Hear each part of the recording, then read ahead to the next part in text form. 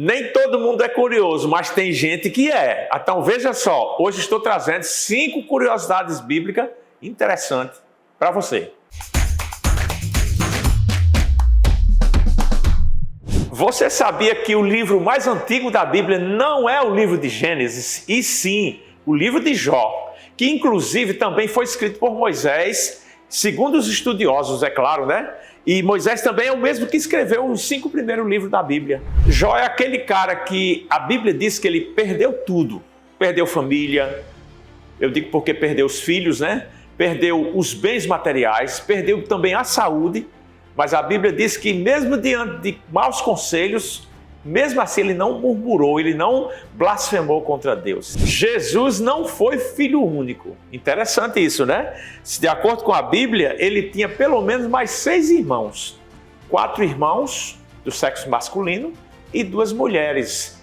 E os homens, aparecem os nomes claramente na Bíblia, enquanto que as mulheres não foram definidos os nomes. Mas olha só, uma referência bíblica para que não haja dúvida. Mateus capítulo 13, versículo 55, 56, diz assim, ó: não é este o filho do carpinteiro? E não se chamam sua mãe Maria, seus irmãos Tiago, José, Simão e Judas? E não estão também entre nós suas irmãs? Então, muito interessante, né? Inclusive, eu vou deixar outras referências aqui, que é para você também poder ter essa confirmação, né? Não é um texto isolado que fala sobre isso. Aliás, esses irmãos de Jesus, não foi de início que eles já acreditaram em Jesus. Demorou um tempo.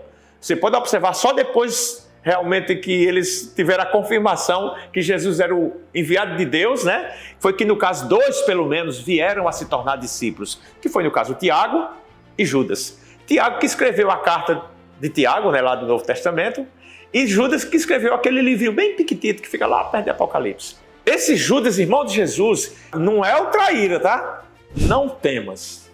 Esse termo aparece na Bíblia 366 vezes. É como se fosse uma vez para cada dia do ano e ainda sobra mais uma vez para o ano que tem o dia bissexto, né? Eu acredito que isso significa dizer uma coisa, né? Deus estava realmente dizendo o seguinte: olha, eu me importo com você. Não fica preocupado, né? Por isso que Jesus usou aquela frase lá também, muito interessante no versículo, né? Quando ele diz o seguinte: olha, não temas, eu sou contigo, eu estou contigo, né? Isso é para a gente, aqueles momentos de dúvida, de preocupação, quando a gente pensa que chegou ao fundo do poço, você não está só, eu estou com você. Confia em mim, né? O que Jesus quer que a gente faça é isso, descansar nele, né?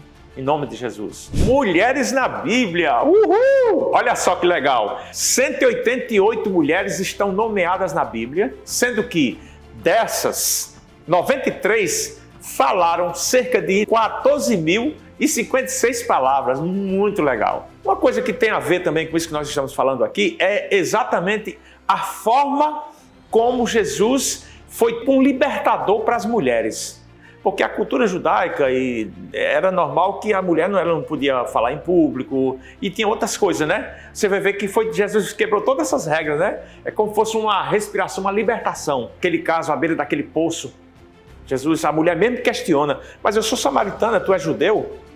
Jesus quebra essas regras, né? Tá vendo? Você vai ver também naquele momento quando veio aquela outra com um vaso de alabastro para colocar perfume sobre Jesus. As pessoas queriam impedir. Jesus: não impeçais. Então você vai ver que então o ministério de Jesus foi um ministério de mulheres. E claro que elas, assim, conquistaram esse respeito, né? A mulher foi a última a sair do pé da cruz no momento da crucificação.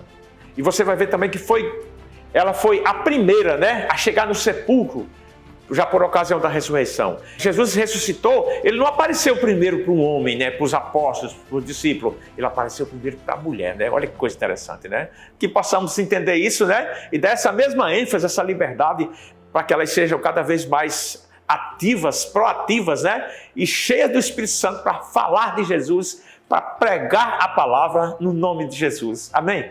Como a Bíblia está organizada quanto aos livros? O Antigo Testamento, ele está dividido em 4 partes. Primeira parte, os livros da lei, é o Pentateuco, né? Que é os 5 primeiros livros da Bíblia: Gênesis, Levítico, Número e Deuteronômio. A segunda parte seria os livros históricos, que vai de Josué até Esté. A seguir vem os livros poéticos, né? Que são o quê?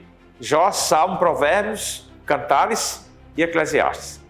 E em seguida, os profetas, que se dividem em profetas maiores e profetas menores, que vai dali de Isaías até Malaquias. E o Novo Testamento continua da mesma forma, né? Só que o Novo Testamento se divide literalmente assim em 3 partes. Poderíamos dizer que os 5 primeiros livros ali são livros históricos, né? Os evangelhos com o livro de Atos, que inclusive também foi escrito por Lucas, né? Depois, em seguida, vem as cartas, que vai até ali de Romanos a Judas. E, por último, o livro profético, que é o livro de Apocalipse. Agora é só a gente ler e ralar, né? E procurar e meditar e se aplicar para que desenvolvamos juntos essa intimidade com aquele que é o autor dessa coletânea tão magnífica, né? A Bíblia Sagrada. Paz.